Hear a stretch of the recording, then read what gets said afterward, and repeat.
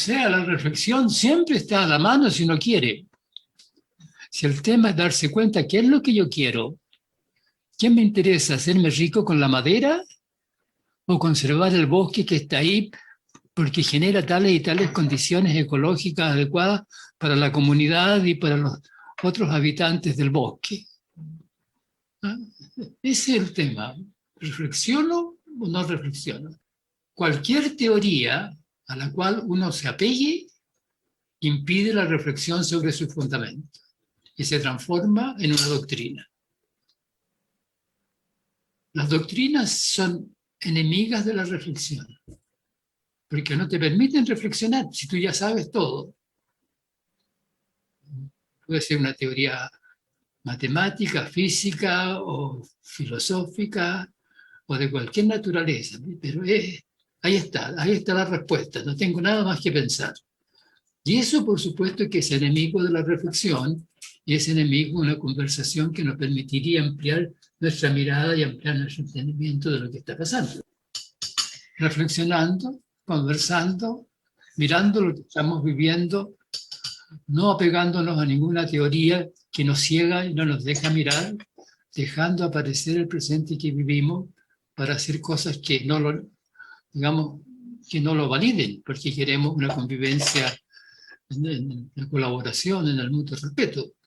Yo pienso, si los participantes son honestos, si no están cada uno apegado a una teoría, si están conscientes de que su tarea para postular y hacer lo que quiera que fuese es ocuparse del bienestar de la comunidad y del entorno, entonces no tengo ningún problema, porque elegiremos lo que elegiramos, pero tenemos en el fondo un proyecto común, el bienestar de la comunidad, la resolución de sus problemas, viendo cuáles estos son y actuando de la manera adecuada según el momento presente en el cual nos encontramos conservando, porque estamos dispuestos a reflexionar.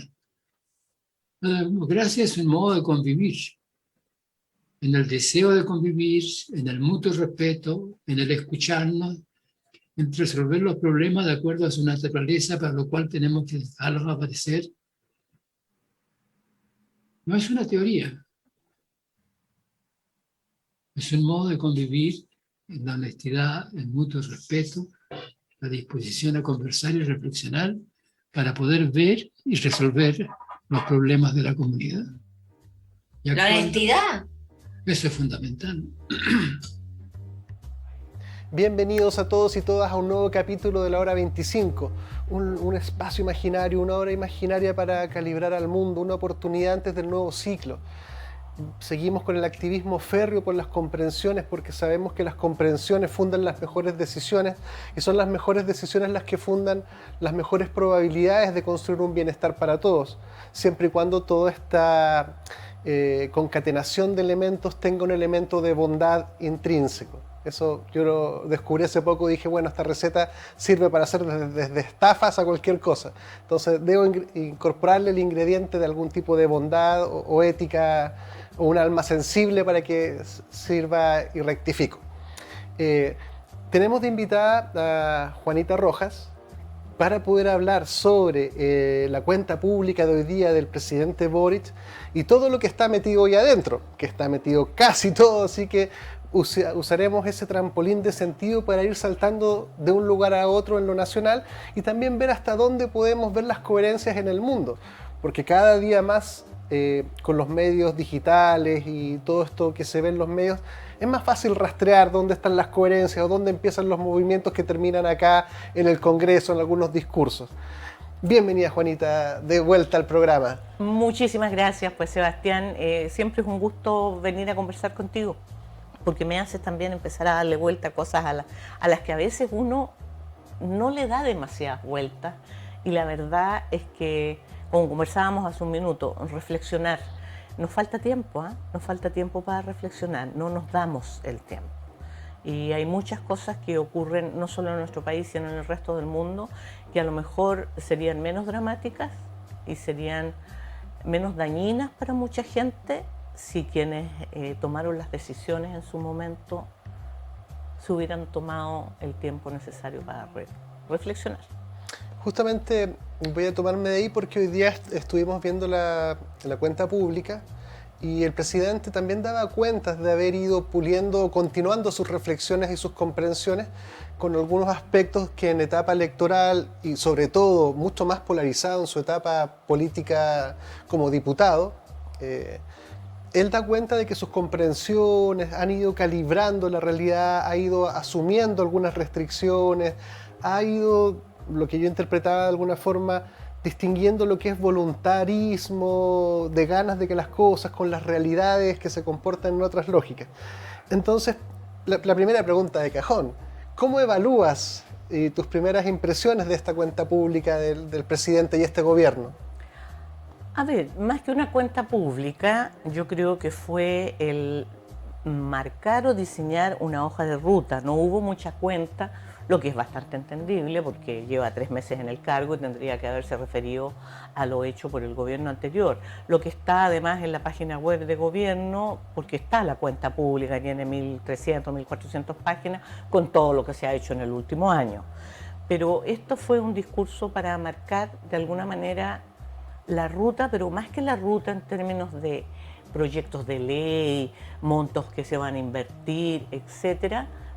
Yo creo que, como tú decías al inicio, aquí hubo un discurso con la intención de decir, este es el nuevo escenario y este es en el nuevo escenario que nos vamos a mover y esto es lo que esperamos poder hacer en este nuevo escenario y ese nuevo escenario es distinto. Obviamente al de la campaña y ni hablar del escenario del dirigente estudiantil. Pero eso es humano también. Eso. Y por otro lado, reconozcámosle al presidente que él lo dijo hace un tiempo a propósito de un piedrazo que le llegó, ¿te acuerdas? Que tiene que ver con el posicionarse del cargo, el tener clara la representación que tiene, ya no como individuo, como Gabriel Boric Font, sino como presidente de la República. Y la mirada que tiene cualquier ser humano que llega a ciertas posiciones siempre es diferente a la que tenía cuando estaba, ¿no es cierto?, ahí en el estado llano, porque en el estado llano siempre es más fácil. Claro, cambia la posición, cambia la perspectiva, cambian las comprensiones. Y cambia el conocimiento, fíjate, Sebastián, él a mí me llamó la atención, muchas veces hizo en su discurso alusión a las conversaciones que había tenido a lo largo de Chile con personas en distintas ciudades y con distintos problemas también. Claro, como el ejemplo de Juan Fernández, que con la escuela no construida. Con la escuela pendiente, esa que está ya hace, desde el maremoto, ¿no? Sí, desde una generación entera, dijo. Exacto, ya había salido que ha de ahí. tenido que estudiar en el container. Pero además, conversaciones con gente de campamentos, del norte, del sur, y tú dices, claro, pero ¿por qué no va a cambiar la perspectiva? Sería imposible que no, pues. Si el diputado era diputado por Santiago, por Punta Arenas, y funcionaba políticamente en Santiago y Valparaíso. Recorrer Chile, conversar de una manera distinta con la gente, obviamente que tiene que darle una perspectiva distinta. Si no fuera así, tendríamos que estar súper preocupados. Es decir, con un presidente que estuviera amarrado a las mismas posiciones que tenía hace 10 años, seguramente nuestros conflictos, que son varios, que tenemos varios, y él los mencionó. Y básicamente yo venía revisando ahora, ya se hicieron los análisis de cuántas palabras dijo, usando, ¿no? En cuántas veces se refirió a temas. Y el tema seguridad, que es un tema grave, que definitivamente complica la vida de todos nosotros. El tema de los derechos,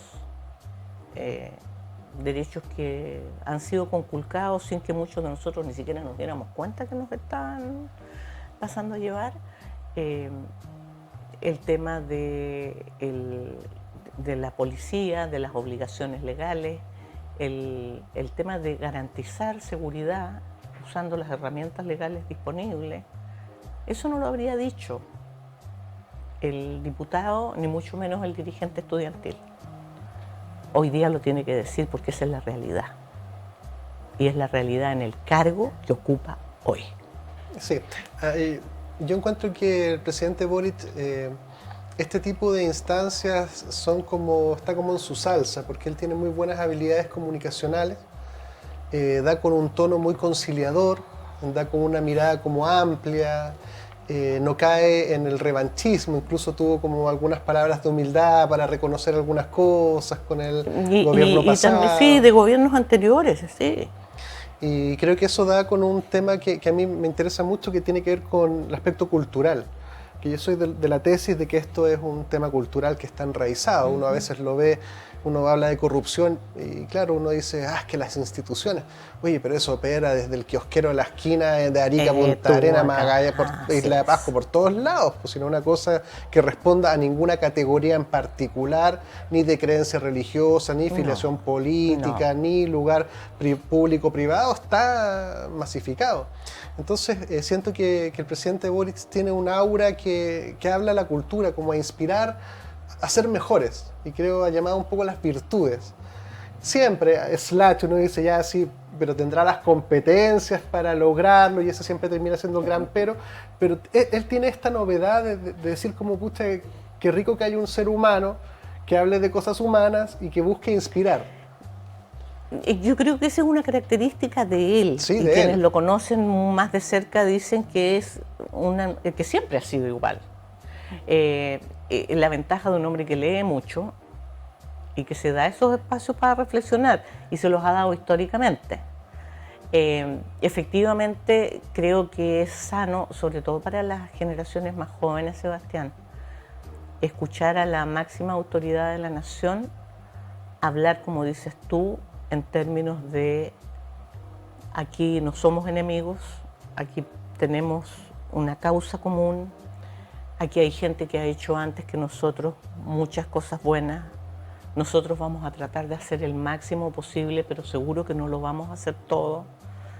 Esa cosa tan humana, yo creo que es bueno para las próximas generaciones que lo entiendan, que la manera de relacionarnos tiene que cambiar. Tú dices, hay un tema cultural, por ejemplo, mencionabas la corrupción. Bueno, pero se instaló, yo no sé de qué manera, yo soy mucho más vieja y me cuesta más a lo mejor entenderlo. Se instaló esta lógica de que todo se resuelve con violencia. Todo lo arreglas ¿Con plata o con violencia? Con plata o con violencia, pero los dos recursos. Pero como que las cosas mínimas, las cosas por las que hace algunos años en Chile a nadie se le habría ocurrido intentar golpear a otro, hoy día se ve cotidianamente porque alguien te adelantó en la calle cuando ibas manejando. Va alguien molesto y lo pasan a rozar y se da vuelta. En los colegios, la forma en que se están relacionando los niños. Entonces, sí, culturalmente es importante que los grandes referentes muestren una cara distinta. Yo desearía, y lo digo aquí yo desearía que de todos los políticos empezáramos a ver, cada vez que los entrevistan, cada vez que salen en televisión, diciendo su crítica, su punto de vista a lo mejor distinto, negativo, pero en otro tono. Si empezáramos a ver eso de parte de los líderes, de las cabezas, del mundo empresarial, de los líderes religiosos, ese otro tono para hablar del otro, ese otro tono para referirnos a la posición del otro, empezaríamos a cambiar a lo mejor la manera de relacionarnos. Sí, completamente de acuerdo. Por eso resalto el aspecto del presidente, esta humanidad, como cierta bondad, cierta buena inspiración hacia sus cosas, que obviamente van chocando con toda la realidad, pero uno diría, bueno, pero por lo menos que esté. Sí. Eso ya es un gran valor. Obviamente no era esperable que él pudiera cumplir todo lo que prometió en campaña, era bastante evidente que eso no aguantaba mayores análisis, era el fervor del momento. Sobre todo con un Congreso que no está disponible tampoco. Claro, y con un proceso constituyente, y qué sé yo, y como está la sociedad con guerras, pandemias, qué sé yo, era más que esperable, con inflación y todo eso.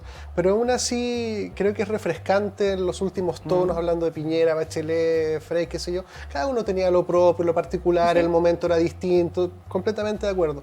Pero en este momento es como un poquitito este llamado a... él entabla un discurso social más que político. A pesar de que lo toma también, están entrelazados y todo, pero es más social, habla como de volvamos a convivir bien, volvamos a construir lazos para estar mejor, volvamos a construir confianza, y eso es social, está volviendo a tratar de pegar el tejido social, que es fundamental. Y es súper importante lo que dices, porque el problema es que si no recuperamos, y eso es lo que a lo mejor mucha gente y los medios de comunicación, Sebastián, yo soy periodista y adoro mi profesión, pero los medios de comunicación de masas hacen un flaco favor también a este proceso cultural que está tan dañado, que esta sociedad nuestra. Yo creo que efectivamente hay un trabajo que hacer profundo ahí. Es decir, los líderes políticos, las principales figuras, ¿no es cierto?, que la gente tiene como referente, los medios de comunicación, empezamos a cambiar la lógica del discurso. Si no cambiamos esa lógica, difícilmente los hechos van a cambiar. Si no modificamos lo que tú dices, es decir, si socialmente no volvemos a confiar unos en otros, si no nos volvemos a mirar a la cara y a ser capaces de conversar sin pelear, ¿no? Todos los demás planes, todas las hojas de ruta, todos los proyectos de ley, todos los derechos, no van a ser posibles. Yo creo que ahí está un poco la comprensión de qué funda qué, esta búsqueda del por qué que hablamos en el programa. Lo que tú dices en las redes sociales polarizadas, deshonestas. Hay un tema, veíamos en la introducción, la última entrevista, un extracto de la última entrevista Maturana, y ahí sale la honestidad.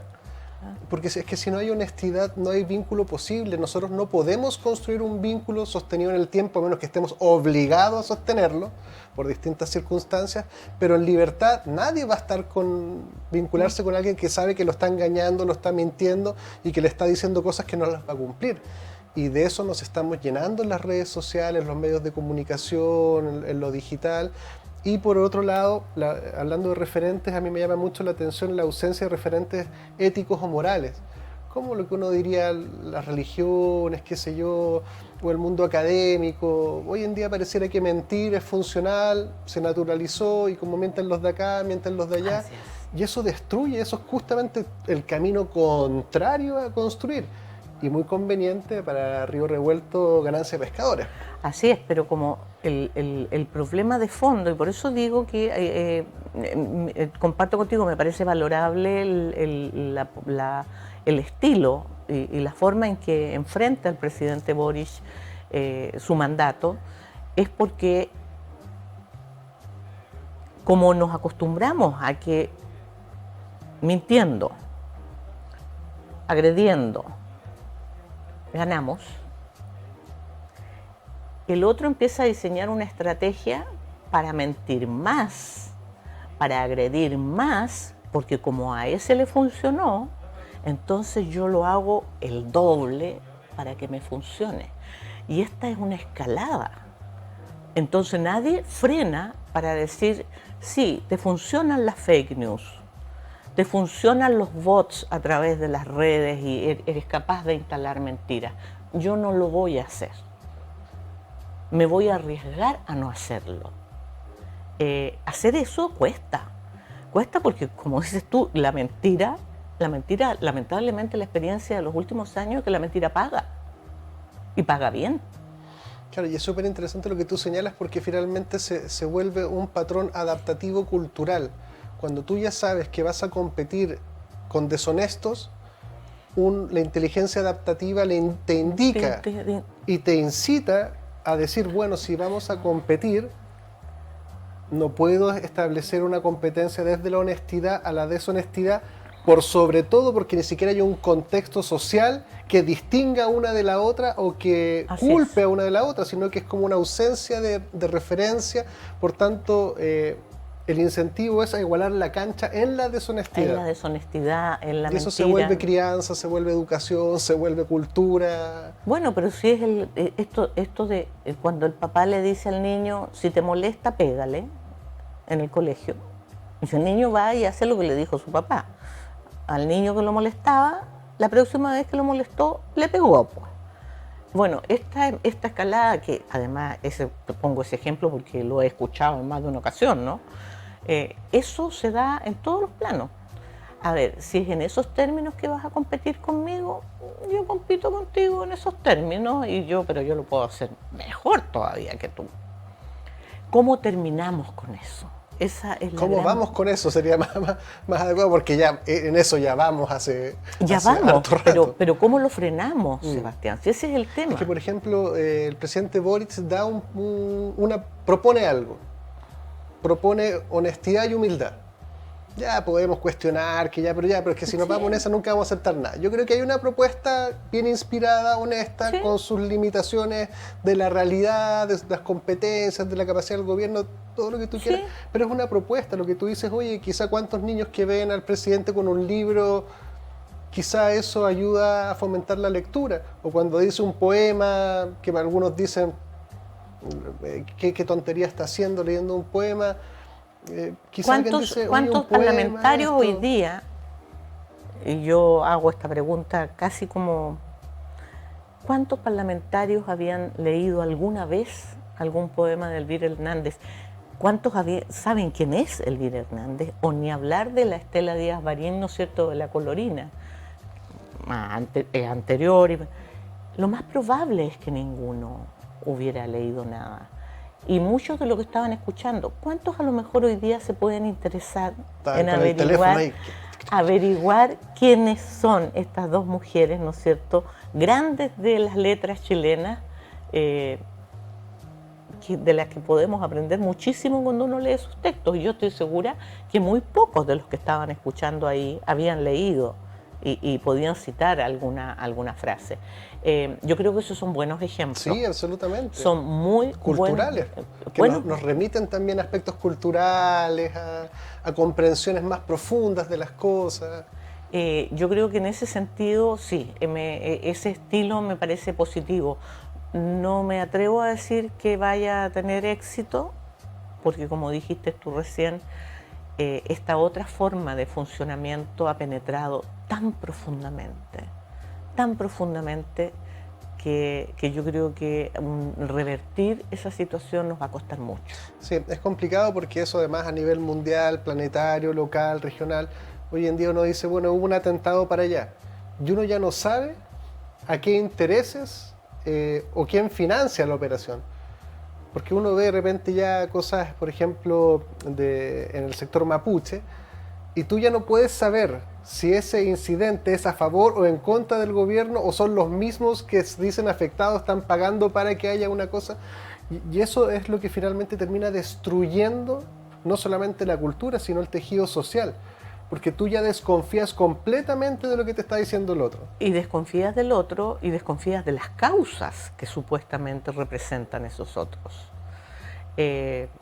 Porque antaño, digo, y esto lo digo desde mi adolescencia, uno podía estar o no de acuerdo, pero en general las causas que abrazaban ciertos grupos tenían algo de romántico que todos respetábamos, ¿ya? Que tú decías, no, esa no creo que sea la solución, no creo que sea la vía, pero había algo de honestidad, de entrega completa y total que uno respetaba. Cuando hoy día se mezcla, cuando hoy día no se sabe qué es lo que representan efectivamente determinados grupos, personas, sectores, si determinadas acciones tienen tal o cual intención y objetivo, se hace difícil. La pregunta que hizo la ministra del Interior antes de ayer en el Congreso a propósito de un dirigente mapuche, cuando dice, ¿cuál es la intención? Preguntémonos, ¿cuál es la intención? Y tú dices, ¿cuál es la intención? ¿Cuál es la intención de tantos? Me gustaría entender, tener certeza respecto a la intención más allá de la palabra. Claro, y además cuando tú configuras este espacio como de deshonestidad que hace que uno no logre comprender la realidad, por eso estamos en este programa, tú además generas un modelo de fanatismos. Entonces ya no importa establecer si es verdadero o no lo que sucedió, indagarlo hasta buscar las causas más profundas que podamos hasta donde podamos llegar, sino que eso ya es suficiente para que un grupo de fanáticos enardecidos vayan en contra de los otros y operen lo mismo. Entonces hay yo vengo diciendo esta degeneración política sostenida que va cada vez peor, porque ya ni siquiera sabemos de lo que nos están hablando, ni siquiera sabemos si lo que nos está diciendo es cierto, ni siquiera sabemos quién lo financia, ni qué interés va, y bueno, podemos sospechar que realmente no hay ninguna intención real de arreglarlo, ni de juntarse a conversar para arreglarlo, además. ¿Y qué hacemos? Esa es la gran pregunta, Sí. porque ese es un estado de la situación y yo creo que hay amplios sectores que comparten un poco ese diagnóstico. El punto es por dónde empezamos para revertirlo.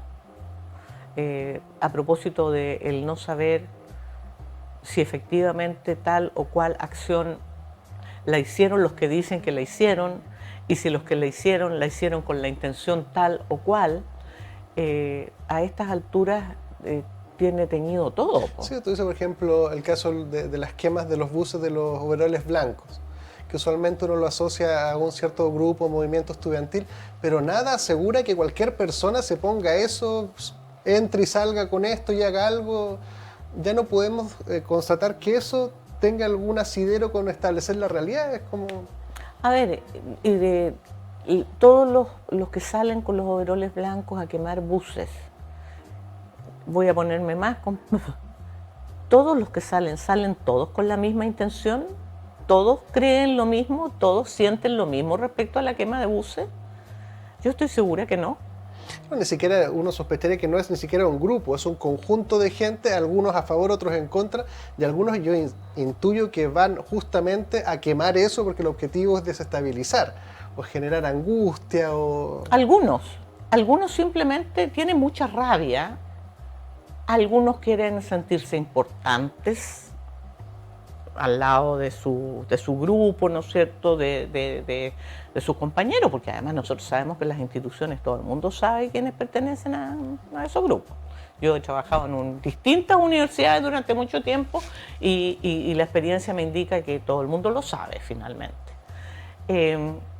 Sentirse importante, hay mucha bronca, mucha rabia acumulada, tengo ideológicamente claro que hay que desestabilizar el modelo porque para lograr los cambios, este es mi negocio y cada vez que yo filmo y digo que mi grupo hizo esto desde afuera, donde también hay estos grupos en Europa y repartidos por otros, me mandan dinero para seguirme financiando,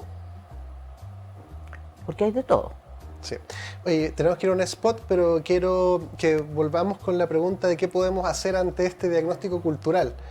Que ya habíamos esbozado que la impronta del presidente Boric ya es una propuesta de ser humano, que es distinto a la propuesta de político presidente empoderado que te las traigo Peter. Y eso ya es un cambio. ¿Cuánto cala eso o no? ¿Y qué otros elementos debiéramos tratar de articular para potenciar eso a la vuelta de los spots comerciales?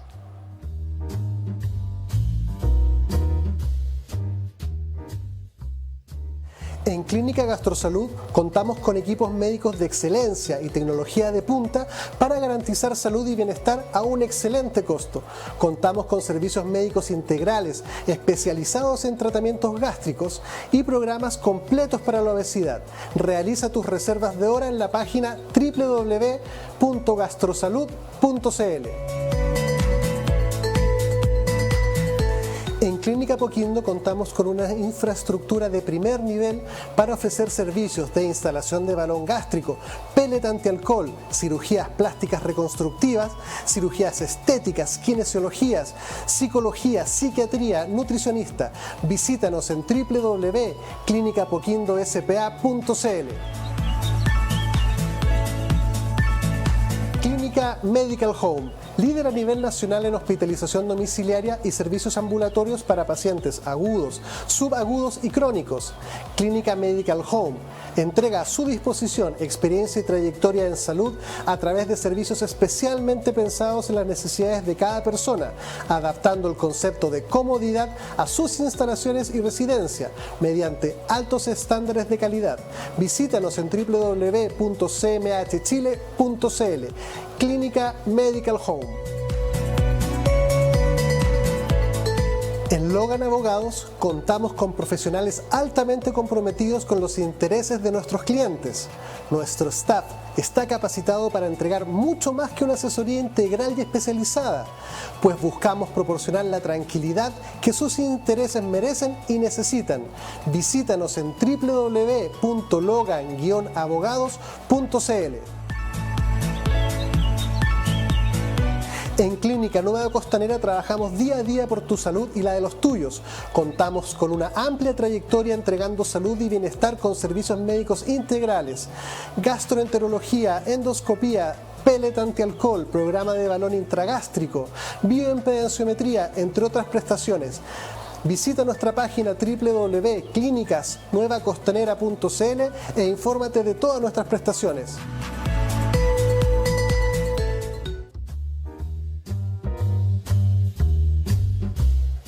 Bienvenidos de vuelta. Estamos con Juanita tratando de indagar o establecer las primeras reflexiones que en ningún caso van a terminar, que son muy complejos los temas, pero sí queremos dejar esbozadas algunas ideas para que quizá alguien las siga desarrollando por distintos lugares.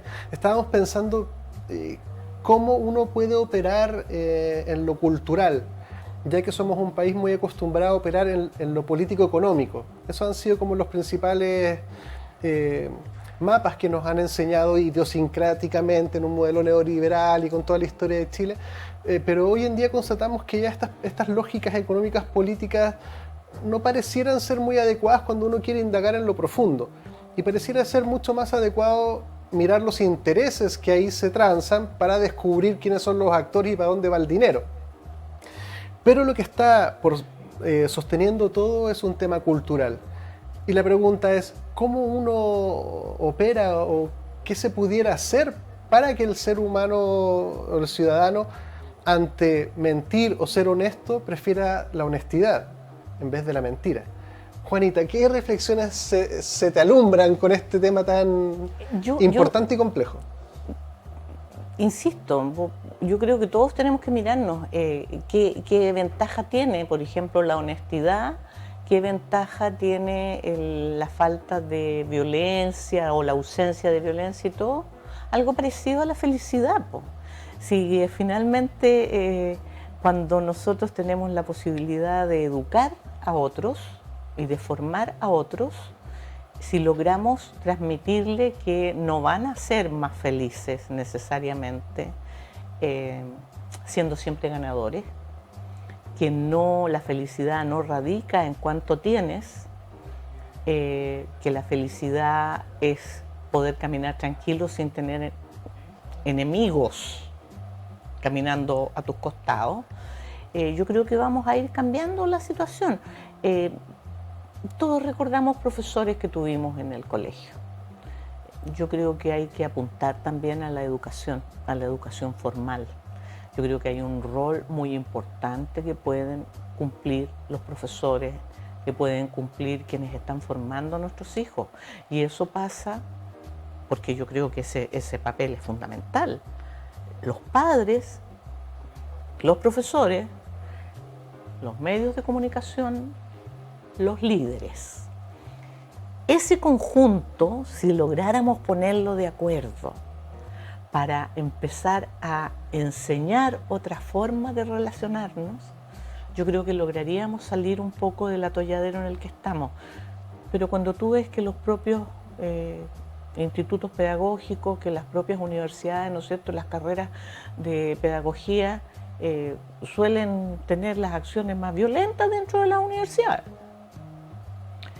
Cuando vemos que en las mismas universidades, dependiendo de cuál se trate, el copiar, el plagiar, por ejemplo, un trabajo, para muchos académicos es más fácil hacerse el leso y no tomar las medidas del caso, porque te vas a quebrar la cabeza, porque significa hacer acusación, significa, ¿qué más da? Pero con eso vamos fomentando. Cuando la otra vez alguien se enojó mucho conmigo porque me dijo, estás poniéndote, me dijo, en un extremo, esa es una forma de sobrevivencia que tienen los más débiles. Cuando yo dije que a mí me parecía que la deshonestidad partía porque me presentan un certificado médico falso y los papás ayudan a conseguirlo, porque simplemente la jovencita o el jovencito no fue a dar la prueba porque no había estudiado. Cuando yo me consigo el pituto para saltarme la fila en cualquier proceso dentro de, ¿no es cierto?, del sistema público, de los servicios públicos, y no quiero esperar, entonces conozco a alguien o tengo un conocido que conoce a alguien y me hace quedar primero en la prelación para vivienda, o hace que a mi hijo lo metan en el colegio X, o hace... Y resulta que cuando tú conversas con la gente, si tú a esas mismas personas que tienen cotidianamente ese tipo de conductas, les preguntas si son deshonestos o si ellos se consideran corruptos, te van a decir que no, que ellos no son deshonestos, que no son corruptos. Y sus hijos han sido testigos de ese tipo de conducta. Tenemos que empezar a cambiar eso. Y fíjate que estamos llegando a la génesis de esto y parten esas pequeñas cosas que además terminan reforzándose, porque además el deshonesto lo consigue, lo logra, gana y no tiene ninguna consecuencia negativa después, y no ha pasado nada, y el honesto queda con la sensación de que fue un tonto. Claro, el rey de los hueones, como estaba la película. O sea, tú decís, oye, tenés que ser el rey de los hueones porque mira, yo trabajo acá, mira, tengo un negocito por acá, pero necesito que, si yo te pongo en este cargo, tú, mira, esto que tienes que hacer no lo hagas o no pases por aquí. Y un honesto dice, no, yo no estoy dispuesto a eso, no, yo te entiendo, si es verdad, sí, yo te llamo. Y llega otro deshonesto y ocupa el cargo y la máquina funciona nomás. Obvio. ¿Cuál es el aprendizaje? Puta, o sea, si uno no... Y por eso es que conversamos esta cuestión de que finalmente la deshonestidad se vuelve adaptativa, porque uno va perdiendo posibilidades de progreso y de bienestar en la medida que se anquilosa en una postura ética y honesta y se da cuenta alrededor que no hay referentes morales, que no hay castigo, que ni siquiera alguien te felicita, porque además culturalmente dice, ya pues te pasaste de huevón, pues más encima, mira, oye, mira, lo hizo el vecino, pues, ¿y cómo está el vecino? Bien, pues, ¿cachai? Está mejor, cambió el auto, esto, y tú aquí todavía con esto. Sí. Y efectivamente tenemos que cambiar, por eso digo que yo creo que el tema de los colegios, de los currículum de los colegios, de la formación de los profesores, que es lo primero, para que después vayan a esos colegios, es muy importante porque también hay que cambiar con los padres, ¿no? Esta lógica del éxito. Sebastián, ¿qué se considera éxito en nuestro país? ¿Quién es exitoso? Y si eso, porque tú delante decías como si la felicidad, y yo justamente pensaba en Sebastián Piñera, una persona que tiene muchísimo dinero, o sea, seguramente tiene más de lo que sabemos y muchas otras cosas seguramente.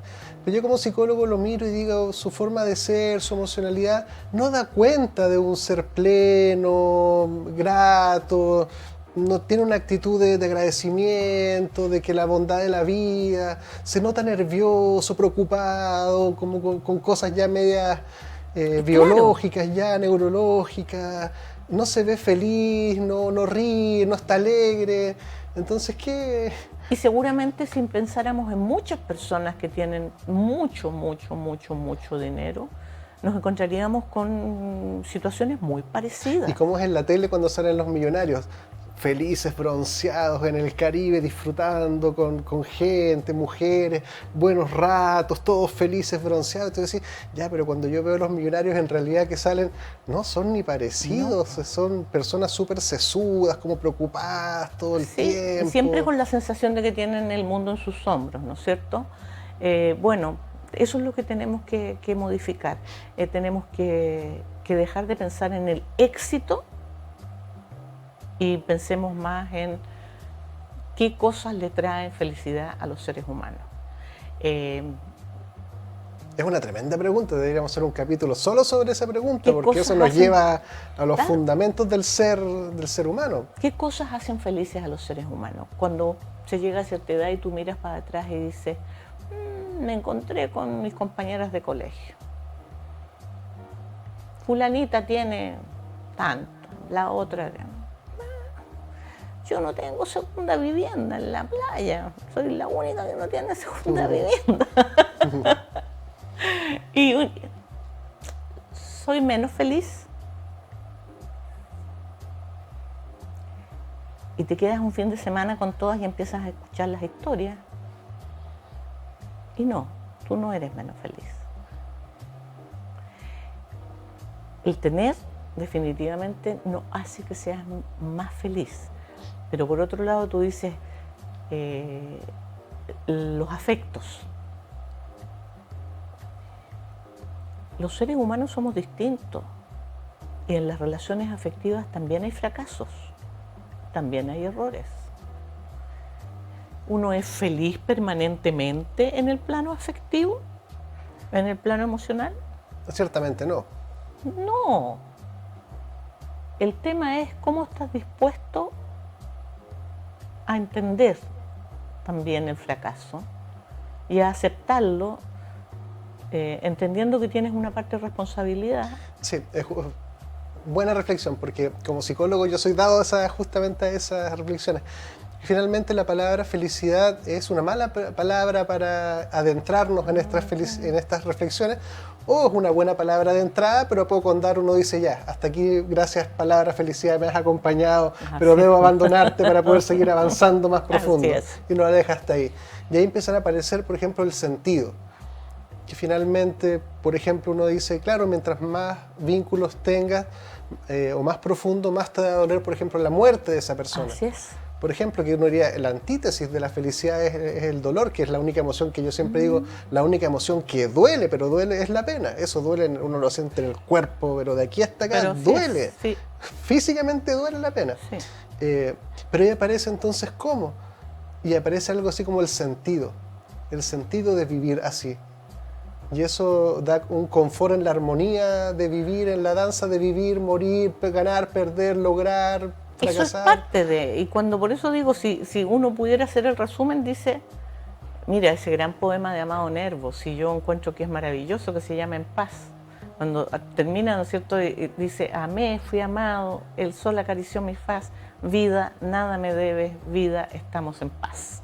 Gran, gran poema, porque el resumen es, sufrí, fui feliz, quise y a veces me quisieron, otras veces me quisieron mucho y yo no quise tanto.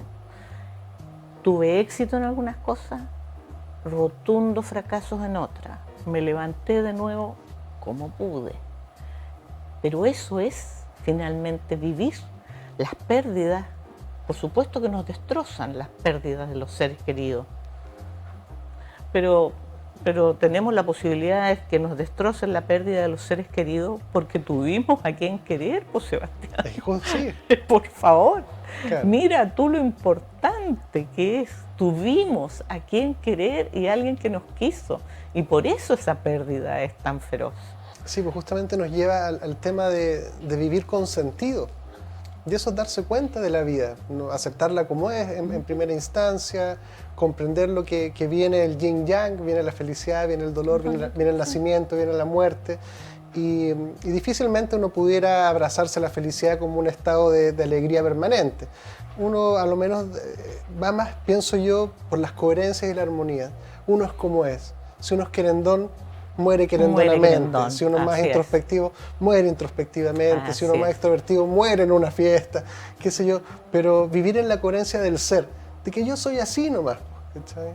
Claro, pero el yo soy así nomás también requiere de una contraparte que es yo soy así en la medida en que no dañe, que no perjudique y que no agreda a otros. Porque de repente también caemos en bueno, y yo soy así, pues, y me tendrán que aguantar. No, nadie te tiene que aguantar. Puedes terminar en la soledad más absoluta. ¿Ah? Yo soy así nomás y me tienen que aguantar y quédate solito porque el resto del mundo no tiene paciencia. Yo creo que sí, yo soy así. He cometido los errores, he fracasado, he tenido éxito y he tenido la fortuna de compartir y de que otros estén dispuestos a compartir esto que yo soy con sus propias vidas. Sí, es importante la distinción que tú haces porque justamente uno pudiera tomarlo como desde el individualismo extremo. Yo soy así, te guste o no, te lo bancas o no, qué sé yo. En este de yo soy así también hay una trampita porque en verdad somos así. Que, por ejemplo, en este momento nosotros somos. Así es. Ni yo por mí mismo solo, ni tú por ti misma sola, Entonces, sino que en este momento somos. damos cuenta de un nosotros, Así de un es. siendo juntos. Y eso es vínculo. Y justamente muchos de las reflexiones sobre la felicidad, en la armonía como uno lo entiende, tiene que ver con disfrutar la calidad de los vínculos. Sí, Por eso. ejemplo, siempre en la tercera edad el mayor dolor es la soledad, que justamente es la ausencia de vínculo. Justamente el mayor dolor del ser humano al final de Es su la edad ausencia de vínculo. es la ausencia de vínculo. Claramente hay dolores que son inevitables, pero tienen que ver con el sentido nomás. Pues es imposible pretender la felicidad permanente. Pero pareciera ser que si muero rodeado de la gente que me quiere, parece que muero bien. Y si muero solo, abandonado y olvidado, o lo que pasa mucho en las ciudades sobre todo, que vivo en esto de que se va muriendo de a poco y me voy apagando en la muerte de los que yo me vinculaba Así es. y termino en un departamento, en una casa, en una habitación, en una pieza, Sí. solo. Y ese dolor da cuenta de la naturaleza humana vinculante. Así es, y por eso la necesidad de mantener y de fortalecer esos vínculos, porque cuando uno a lo largo de la vida logra fortalecer esos vínculos, va a ser menos la soledad, seguramente. Cuando te dice el placer de vivir, de morir, ¿no es cierto?, rodeado o acompañado de muchos, de alguna manera también da prueba del nivel de los vínculos que tuviste. Ahora, hay circunstancias distintas y Sin duda. hay personas a las que les pasan cosas por No, hay otras razones, tragedias, digamos, que sin duda. simplemente el contexto impidió, ¿no es cierto?, que estuvieran rodeadas o estuvieran acompañadas, pero las pérdidas, insisto, el que parte estableció vínculos, dejó afectos, el que queda sufre la pérdida, yo digo, nunca no se sufre la pérdida, se sufre la ausencia, Sebastián. Si aquí el tema de doloroso. Incluso más fino, la presencia de la ausencia. La presencia de la ausencia, eso es lo tremendo, ¿no es cierto?, que nos duele, pero claro, tuvimos la suerte, tuvimos el gusto de tenerlo, tuvimos la capacidad de establecer vínculos, o ellos tuvieron con nosotros Me gusta verlo, tuvimos. Me gusta. Tuvimos, y eso se da desde padres a hijos. Sí, sí. Se da al punto, yo siempre cuando digo, a mí me dicen, usted tiene papitis, cuando yo menciono, mi papito decía, claro, digo yo, murió hace ya 40 años, y todavía recuerdo frases, todavía recuerdo comentarios, advertencias, tuvimos vínculos profundos. Mis hijas, y esto ya no para hablarlo a título personal, todavía se emocionan cuando piensan en mi madre, por ejemplo, porque su abuela fue para ellas Significativa. muy, pero muy significativa. Establecieron vínculos y ni uno ni otro estuvo solo al final. Tuvieron vínculos. Eso es muy lindo porque, como decía Humberto Maturana, somos seres emocionales, que utilizamos la razón para justificar lo que sentimos. Y creo que juntaría 3 hitos que hemos hablado porque creo que encontré una pauta que conecta. Hablamos de la importancia de los padres, de los profesores, de los referentes, de los políticos, qué sé yo. Dijimos que el vínculo era fundamental para un bien vivir y un bien ser. Y después dijimos que un vínculo deshonesto no puede existir. Entonces empezamos a acuñar que primeramente para que podamos construir un vínculo tenemos que tener honestidad y aceptación de sobre todo en lo diferente. O si somos iguales nos va muy bien que seamos del mismo equipo. Pero entonces es básicamente en la construcción del vínculo que correlaciona con el bienestar y el bien ser lo que funda las posibilidades de que podamos construir algo juntos en el tiempo. Así es, y ese es entonces nuestro gran desafío, Sebastián, como sociedad, como país. Tenemos esa responsabilidad todos. Desde este programa, la tienes tú, la tengo yo, la tienen los demás medios de comunicación, la tienen los académicos, la tienen los profesores, la tienen los educadores de párvulos, la tienen los que traen algún niño a este mundo. Claro, todos, y sobre todo, primero partir por darnos cuenta y valorarlo. Darnos cuenta que en esta construcción de un vínculo que puede parte de a dos, está todo lo social contenido en esa semilla. Así es. Todo lo social está contenido en esa semilla. Cuando pienso en sociedades más desarrolladas, por ejemplo, que tienen resueltos algunos de los grandes problemas, ¿no es cierto? Y en algunos de esos países hay factores climáticos, en fin, pero por ejemplo hay altas tasas de suicidio. Y yo digo, sí, tenemos que avanzar en esta sociedad de derechos, en esta sociedad de respeto, en esta sociedad que le dé mejor vivir, pero lo que no debemos olvidarnos es que somos grupos, somos colectivos, somos, como dices tú, y puedes llegar a tener todo garantizado, todo solucionado, y puedes estar terriblemente solo. Entonces debemos tratar de avanzar hacia todas las cosas buenas de esas sociedades que ya han superado todas nuestras carencias, pero lo que no debemos olvidar nunca es nuestras características, como dices tú. Yo soy así, tiene que ver con ser latino, tiene que ver tal vez con expresar las emociones de una manera más intensa, con necesitar. Nosotros necesitamos más El apapacho. Más apapacho, sí. Nosotros somos una sociedad que requiere más de eso. Bueno, no lo perdamos. ¿Ah? Y ya se nos está acabando el tiempo, pero en temporadas anteriores, cuando éramos El Sillón de Mulián, había un poema que empezaba que se llamaba Adentro Nuestro, que finalmente es aprender a mirar lo que está adentro nuestro, porque usualmente estamos acostumbrados a pensar adentro mío y adentro tuyo. ¿Qué te pasa a ti? ¿Qué me pasa a mí?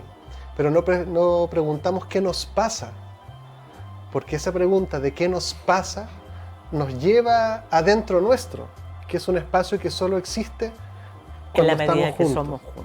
Y ese espacio hay que volver a mirar, a construir, porque se funda en nosotros. Así es. Muy linda conversación, se nos acaba el tiempo. Muchísimas gracias, Juanita, por volver al programa. Encantado de conversar contigo. Partimos hablando de la cuenta pública, terminamos hablando del amor y el vínculo. Del Bonito vínculo giro. y del nosotros. Pero están todos relacionados estos temas. Así que, Sebastián, un placer. Tú sabes que siempre es un gusto conversar contigo.